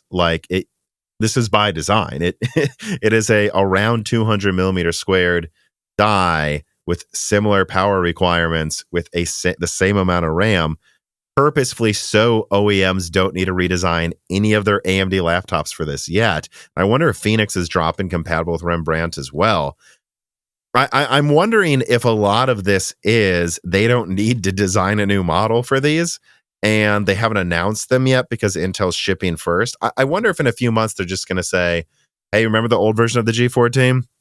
Now it has Phoenix and Rembrandt and Navi 33. Done. We didn't have to change almost anything. I would suggest that was kind of AMD's plan the whole time, because they knew they can't. It probably took a lot of money for them to have any AMD designs last year at all, and they probably want to reuse them. Yeah, I mean, it makes sense. If you can make it easier to put your hardware in something that's already been created, then yeah, I think that makes perfect sense. Let's hope. I don't know about you guys, but over the holiday season, I tend to eat extra calories, and Jessie here is no different. She's probably about to go eat that bone right now. But Jessie's a growing girl. She needs as many calories as she can get, and she's also a dog. She doesn't really think about if any of those calories are healthy, unlike probably most of you humans watching who are about to go back to work after the holiday season and want something easy to make that hopefully will help you get off some of that holiday weight. If that's you, consider getting Vite Ramen. Vite Ramen is a sponsor of this piece of content, and Vite Ramen is an American company that crafted a protein and nutrient-rich meal that takes minutes to make without sacrificing taste. You can use their classic packages that make it easy to add protein and ingredients of your choice, or the new Ramen Go packages that let you microwave something quickly if you really only do have a 15-minute lunch break. And Vite Ramen has been an excellent sponsor of Moore's Law is Dead for over a year. They've been good to us, so if you're looking for something like this, be good to them. Click on the link in the description and use the special New Year's Eve holiday code Moore's Law to get 10% off any order and a free package of ramen additionally while supplies last. Go to the link in the description, use the offer code Moore's Law, and buy Vite Ramen today. Crast writes in and says, I was helping my brother find a laptop for his research work, which includes a bit of machine learning, but also a lot of writing papers in large spreadsheets. And I accidentally stumbled upon the Rembrandt 6800HS update of the VivoBook Pro 14 OLED. It seems pretty neat as a creator laptop with a Pantone calibrated 1600p 90 Hz OLED display. Yeah, I found that really interesting, 90 Hz 1600p. It's amazing how Asus didn't seed this to reviewers, and so I could only find reviews of the older Cezanne version. This thing is incredibly impressive piece of kit and somehow cheaper than the older version too, by the way. Why is it that these laptops get so little marketing effort, and why is it there are always tons of interesting models that never get any marketing that I think are overlooked? Yeah, so with that specifically, just for at least me personally, all last year, I basically declined anything that wasn't a gaming laptop just because I had my hands completely full with that already. So I decided to focus on that. But as for the VivoBook, I think it's a problem with Asus, to be honest, because I was looking at their ZenBook, VivoBook, StudioBook lineups this year. They've just got so many different configurations. I noticed that on their website last year. I was like, what are all of these VivoBooks I've never heard of? Yeah. There's one that'll be slightly different. It'll have a wheel for, adjusting settings in Photoshop, and there'll be a different one that has some other different feature. There'll be one with two screens, one with a keyboard that lifts up. And you've just got all these variants, and, I can see that being difficult for them to market. Which one do you want to promote? Yeah, and especially... And so that also brings up kind of something I was saying before too, is I almost wonder, are there going to be these stealth launches of updated AMD laptops in a few months? Because that's something I think to look out for, because Asus just did this with this weird 1600p OLED laptop that just finally got Rembrandt. I wonder how often that's going to happen where just out of nowhere it's dropped by all of these companies, and that's when you can get it. But I guess you would hope AMD actually pushes them to market it. Yeah, I'm also interested in if, say, this particular update gets refreshed this year from the 6800HS, if they start using chips like the 7735HS, because according to the specs, that's the exact same thing. It's still Zen 3 Plus, same cores, same cache. Literally, the only thing that's different is it's got a plus 50 megahertz single core boost speed. So it's just because it's using the new naming scheme for, they're starting. So I just wonder if stuff like that will cause confusion as well. Because, you might think, oh, it's got a 7,000 CPU instead of 6,000, but the specs are the same. Well, let me ask you about that. I kind of forgot to put that in the notes, but obviously I noticed the Topps Phoenix, then Rembrandt, then I would assume they still have a couple Cezannes in there, and then soon they're going to launch Mendocino quad-core Zen 2, that micro APU that's dirt cheap at the bottom of their lineup. How do you feel about them all having the same lineup, being portrayed as being from the same lineup? Yeah, it's tough because I can see it from both ways. So it's great for me because I can just look at it and the number will tell me which architecture it is. It's never done that before because we had 5700U and 5800U in the past, which I think was Zen 2 and Zen 3 respectively. So that caused some confusion before. So now that you can actually see that, that's cool. But yeah, for the general consumer, they're just going to see oh, it's 7,000 now. That's higher than 6,000. And then, I don't know, maybe they'll spend more or something. Or maybe they'll get less performance than they saw in a review that had a Zen 4 version and they're actually getting Zen 3 Plus. Yeah, and so it's... I don't know. When I see stuff like this, as long as it's labeled as different, I don't really care. I would agree that last gen that was particularly bad, that they literally didn't denote anything for the end user to be able to tell what it was. But I would say it's been worse. I just sent you a link to the Radeon 200 series. I don't know if you remember when AMD used, like, this is like 8 years ago, AMD had the Rebrandion memes. Like, they had a generation that had, I think, 3 different generations of architecture eventually. Oh, especially going into the 300 series. Like, they were rebranding what was originally the HT7850, and then that had crossfire cables. And then they had other things like the 7790 that became, I believe, the 260X, and then I think the 350 or 360X.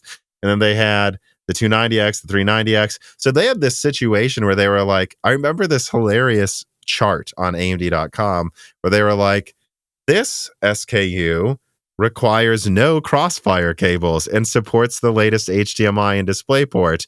And then that would be like, you know, the 300, the 390. Then they'd say the 380X and 380 don't need it as well, but then there'd be like one above it or below it that did. And they like there was no rhyme or reason. It wasn't like everything at the top didn't need crossfire cables and supported the latest DisplayPort.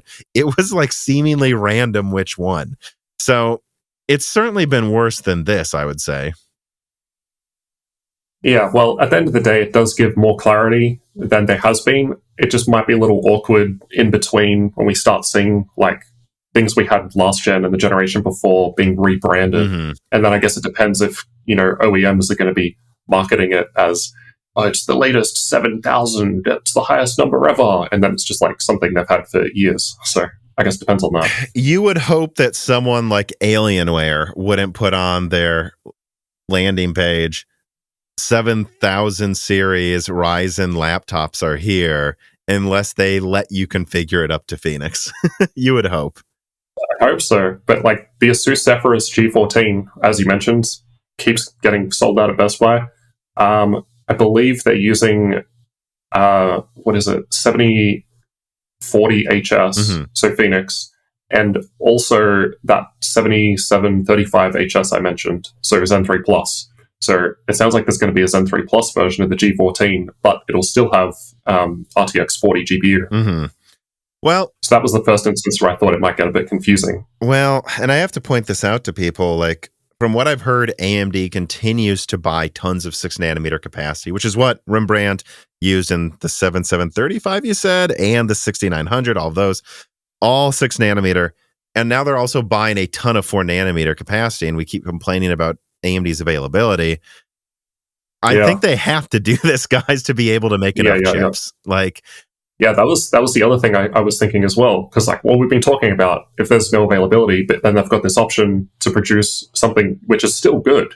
It's just might not be as good, but it's still definitely decent. So yeah, I can see it from both sides. And I think you're going to see, of course, Raptor Lake outperform Rembrandt, you know, at similar TDPs, but I don't actually know if all of the Rembrandt models will be that much less efficient. It's made on 6nm, Intel's is made on 10. Rembrandt didn't really raise performance for the CPU that much, but its efficiency, especially idling, was kind of crazy. Like it kind of wiped the floor in my memory with Alder Lake below 25 watts in terms of like how much battery life you would get. So I don't know. From my perspective, as long as they name it correctly, which they didn't last gen, this was always going to happen, guys. Isn't Intel also rebranding Alder Lake into half of their new lineup anyways, too? Yeah, I heard that somewhere, but they didn't actually tell that to me when I had like my meeting with them weeks ago with what was coming. So maybe I just missed it. But yeah, I have heard someone say that some of the 13th gen processors were still going to be last gen, just that new name. Yeah, and I also don't know if that was mobile or if it was just for desktop. That's why I asked, because I know it was true for desktop, but I think I heard it recently for mobile as well.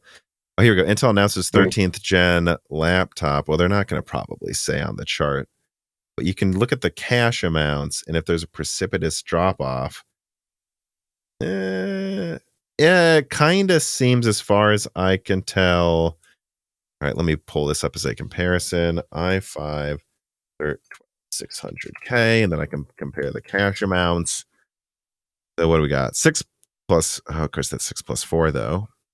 That's 20. And then we have 6 plus 4 here, 20. Okay, yeah. So they're, at least for some of these i5s I'm seeing, without, wasting 20 minutes of the podcast looking at two charts back and forth, at least part of the laptop lineup is rebranded Alder Lake as well. So I don't know. It's not as much as AMD, where they seem to have like four different APUs they're using for 7000 with like Mendocino, Cezanne, Rembrandt, Phoenix. Yeah, 4. Could argue 5 if you include Dragon Range. But at the same time, I don't know. Intel's doing it too, aren't they? If it helps availability, then also I can kind of get on board. Let's just hope it actually as long as you know does, what you're getting at the end of the day.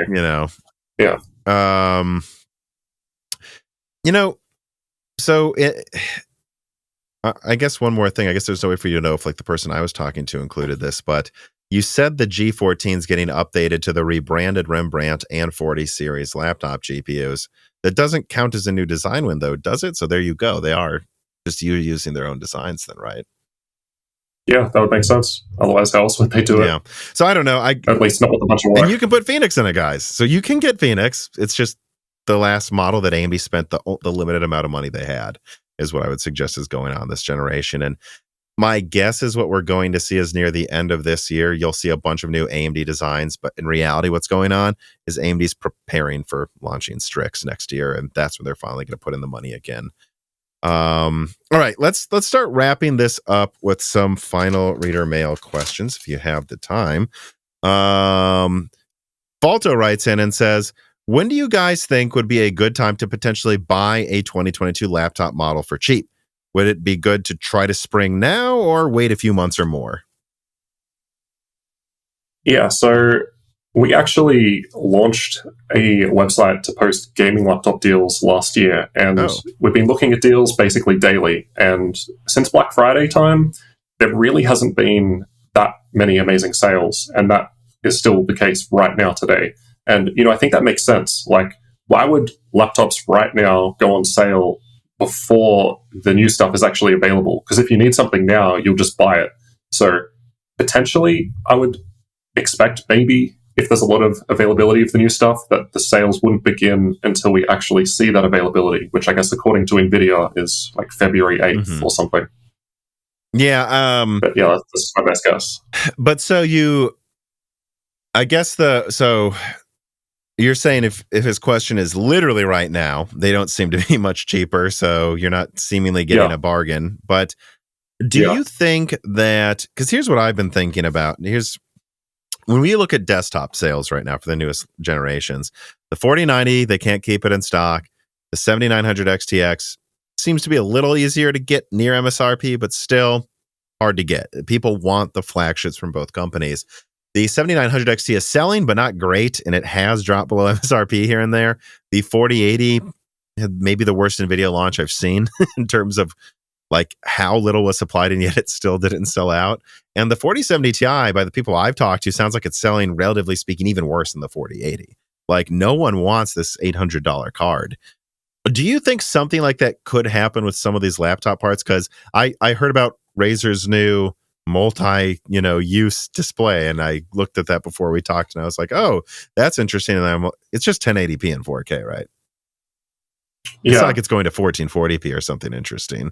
The interesting thing is that before, if you had a 4K 120 hertz screen and you lower the resolution in Windows to 1080p, it would still be 120 hertz, but now it goes up to 240 hertz. I think that's a smart move by them. It's just, I remember a lot of big screen TVs are 4K 60, 1080p, 120. So we've kind of already seen this, and if the bandwidth allows it, you can run it at a higher refresh rate in 1080p. But now 240 makes it novel for sure.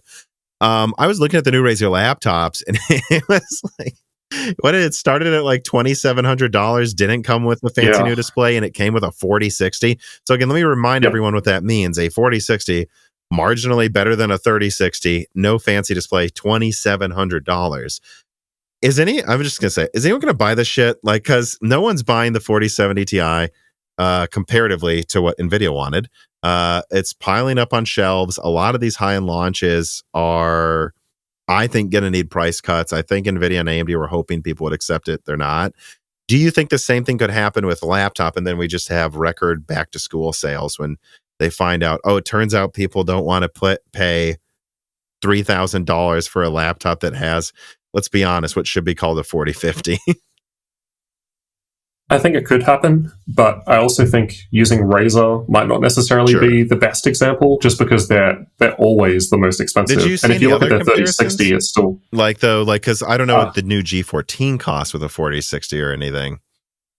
The only thing I've seen, because not many companies give out prices at CES, unfortunately, just the way it is the Acer Nitro 5. Sorry, not Nitro 5. They cut the 5. It's either the Nitro 16 or 17 now. It starts at $1,200 US. They didn't specify the GPU, but considering Nvidia said 4050 will start at $1,000, and this laptop has nice features like liquid metal, Mux Switch, Advanced Optimus, and it's $1,200, I would have to assume that you're spending $200 to get those extra things, but it's still a 4050. And yeah, that's 3060 price territory for sure. So it's like we talked about before. It depends, is the 4050 actually going to compete with that? The 3060 has 50% more CUDA cores and a 50% higher, or no, compared to the 4050, to double the bus. I'm going to just call it the 4050 will be weaker than a 3060, and now it's $200 more. So that's what I'm wondering. Is anyone actually going to buy this? Because this seems, at least on desktop, they're charging more for more, and that sucks. But here it seems like they're charging more for less, but it's more efficient, I guess. And you can play games at 30 frames per second input lag with DLSS 3 if you so choose. I don't know. I'm just, that's what comes to mind when Falto asks the question, should people buy now, or do you think things will get cheaper? I don't think they're probably going to get cheaper on laptop for a few months, because it takes months for them to roll out. But oh yeah, when 30 series launched, I remember Lenovo. I mean, granted, it was one of their higher end models, but they were selling a 3050 Ti for $1,700, which is just insane. But that's just how it is when stuff literally just comes out. I suppose because they assume, hey, we might only have like 5 of these in stock. Surely someone will buy it, and they're just willing to take that. I mean, supply and demand again, really. Yeah, and a 3060 laptop right now is about, there's $1,000 options, and I've seen people get them for $800 with a super sale or something. So, yeah, I don't know. I just, call me crazy. My prediction, and I hope I'm right on this one, is that when people see the new laptops come out for $1,200 with a 4050, they're not going to jump at the opportunity to buy it over the summer anyways. So I don't know, Falto, I would say if you want to get a $4,000 laptop, it will be a lot better than the previous $4,000 ones in a month or two. But I'm guessing that we're going to see some pretty big laptop sales at the end of summer when some of these models don't sell. Could be wrong though. If I am, I'm going to be a little depressed, because I was really hoping to get a new laptop this year, but I'll speak for myself personally. I don't know about you, Jared, but I'm not spending $2,000 for a 4060 laptop. It's not happening. Yeah, I probably wouldn't either at that price. So let me see. Benjamin Oshley writes in and says, welcome, Jared. A question for both of you. What laptop parts and models are you most looking forward to this generation? So what are you looking forward to? So I think for me, I mean, I'm really looking forward to Dragon Range, just to see how much better AMD is compared to last year. Because as I mentioned, double cores, 4x cache. But in terms of specific model, probably the Legion 7 from Lenovo. And I'm interested in it, but kind of in a bad way, because it looks like they've gone backwards in a number of aspects. So I really want to get it to find out if that's actually the case, because then it'll be kind of disappointing. But I want to know. How have they gone backwards? I'm pulling it up right now. Yeah, so it's just really like a bunch of small things that are kind of adding up. So like last year they had 4 Type-C, 2 Type-A ports. Now they've reversed that. So they've got more Type-A. So maybe a lot of people still use Type-A. I suppose that's possible. But, it's a higher end model. You would expect there would be kind of future thinking with Type-C, becoming more common. Other than that, there's stuff like the Ethernet port on the back. Last year, the bit with the pull tab was on top. Mm-hmm. Now it's on the bottom, so that means you have to lift the laptop up to unplug the Ethernet. stuff like that. The RGB bar on the front is like way smaller. So if you care about RGB, it used to go around the sides. It just doesn't look as nice. There's no more RGB on the back. There's no more RGB on the lid. And presumably it's going to cost more for 40 series, but they're getting rid of all this stuff. And also on the sides, the design now looks like it's got these vents. They might be plastic or metal, not sure, but they stick out. And I don't know, the design last year was just like brushed metal and it just looked really nice. And yeah, it's just all these little things combined that it's kind of just like, what are you doing? What you had was really nice. This has happened before, though. I think on Hardware Unboxed a year or two ago, they had like one version. It was either Asus or Gigabyte, where the vent wasn't even lined up correctly inside of the laptop or something. Yeah, it was the Asus TUF A15 from 2020. Fortunately, they did improve that in 2021, and then 2022 it was actually quite good. But yeah, I do remember that. Yeah, I guess my answer here, I don't know. I just wish I could get something like Phoenix plus some graphics card with 3070 performance, which I was hoping would be a 4060 laptop card, but now I'm that they're using the 107 die for the 4060. I would suggest to get 3070 laptop performance, you're going to have to get a 4070. So, and that starts, you know, what we have a 4050 at 1200 is probably going to start at like $1,600 or more. So, I don't know. What I'm hoping for is near the end of this year, there just are good options with creator features for me. Which I guess I will say that's something that frustrates me. Probably not you. I'm guessing you're on the other side of this argument, but that might make it interesting to bring up. Because I do a lot of editing on the go, I actually like having a higher resolution screen than 1080p. I actually kind of like it to be a touch screen too, because I'm one of those people that you might see in those forced Intel ads that just randomly touches the screen for like minor things I do. And it seems like in these AMD laptops, they just insist on no touch screen. They insist on the screen resolution not being as high. They don't give it as much RAM. I don't know. I just want something that has all of the features I have now without being forced into less options or not being able to choose AMD, because Phoenix looks a lot more efficient to me. I don't know if you have any thoughts on any of those things I said. Yeah, well, I guess there really aren't that many creator laptops that are Ryzen based. I think the only ones I've seen were from Asus, like the VivoBook series. I think they had like a OLED with a 6900HX, or maybe it was 5800H the year before, can't recall. But yeah, I personally am using a laptop right now, but like I've got it docked with screens and everything. And I mean, I'd be fine with an AMD CPU, but I think NVIDIA graphics for me are kind of important because I use like Adobe Premiere and stuff. And I mean, just objectively, it does perform better than what Radeon has at the moment. Yeah, and that's why I'm so frustrated with the pricing. Hopefully it improves. All right, let me put one more question here because I know you've got to get out of here pretty soon. Brett Summers writes in and he says, "Hello, T&J. How do you guys feel about the mobile market as a whole? Previous generations have been the usual uplifts, sometimes regressions in some aspects, but to me, it seems like Zen 4 and hopefully soon Meteor Lake are really attempting to push mobile further with performance, efficiency, and AI enhancements at the same time. It seems like a larger than normal leap from both companies for me. So are you excited about the mobile market moving forward? And, you know, I maybe I've sounded a little pessimistic. Like, let me know if you feel any of the same pessimism I do about like Lovelace pricing and AMD getting into more designs, and if you think that'll improve, and if you're just still as optimistic as ever or not." Yeah, the NVIDIA pricing isn't looking that, I'm not that optimistic on that. But yeah, like I've said before, the new AMD CPUs, I'm pretty excited on that just because it's finally something significantly different compared to what they've had before.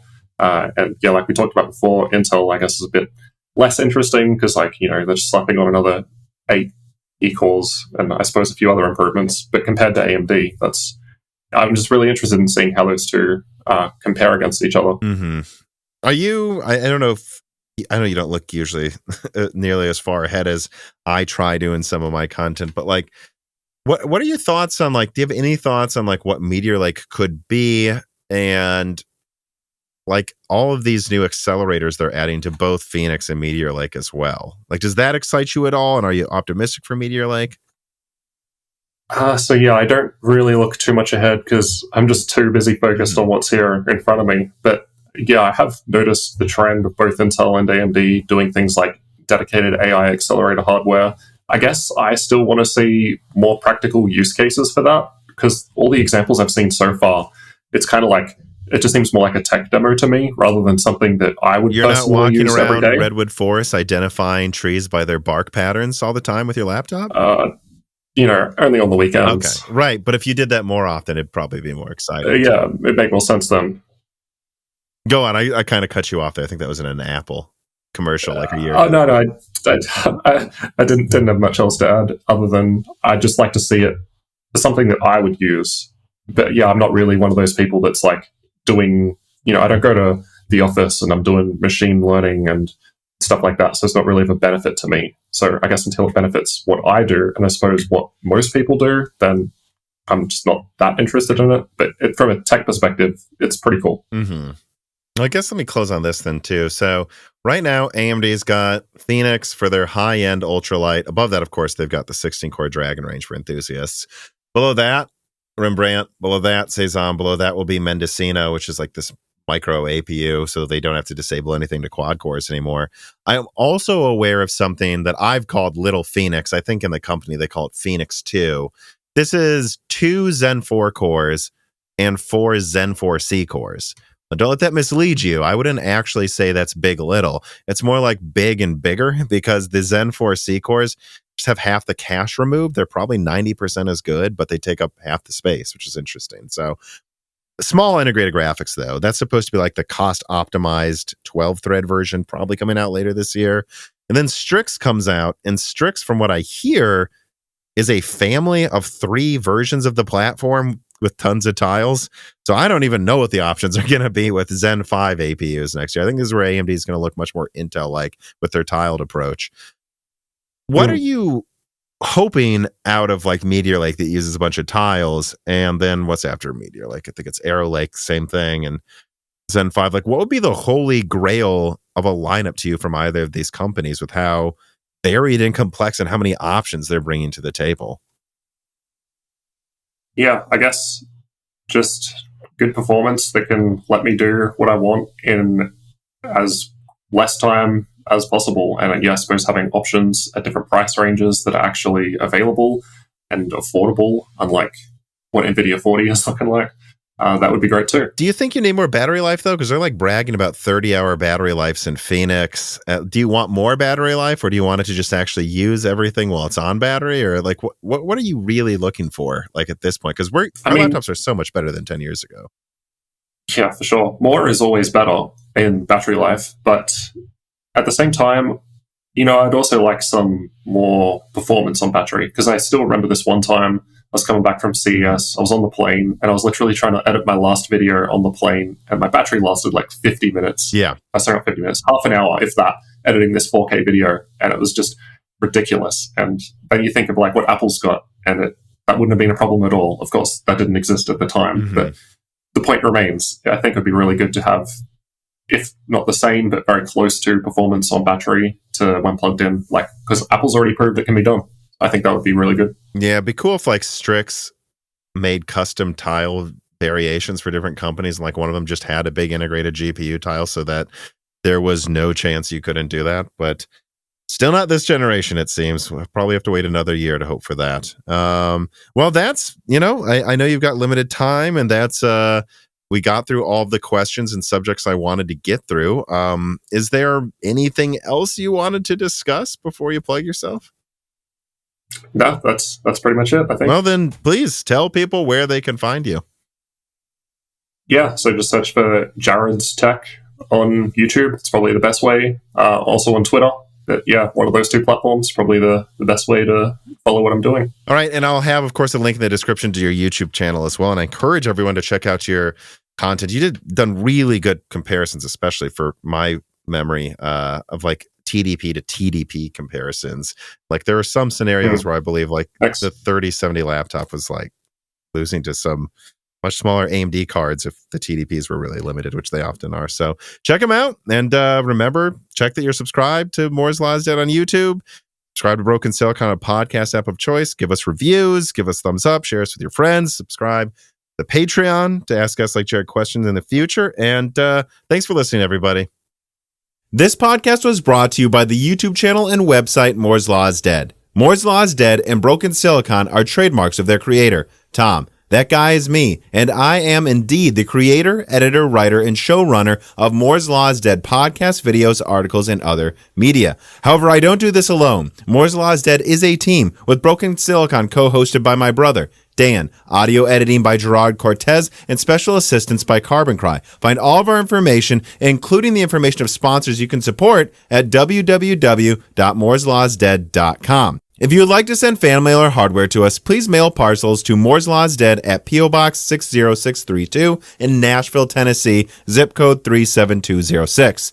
And speaking of fans, patrons are what makes Moore's Law is Dead content possible. The aging business model of spamming ads all over the content is dying. The future of media will be built on fans paying for the content they actually want to exist. And so if you have the extra money, but only if you do, please consider supporting us. For just $2 a month, you get access to the exclusive podcast Die Shrink, voting on subjects of future podcast episodes, the ability to have your questions read aloud on Broken Silicon, Die Shrink, and Loose Ends, and of course, access to the Moore's Law is Dead Discord full of like-minded people who would love to meet you and talk to you about computer hardware.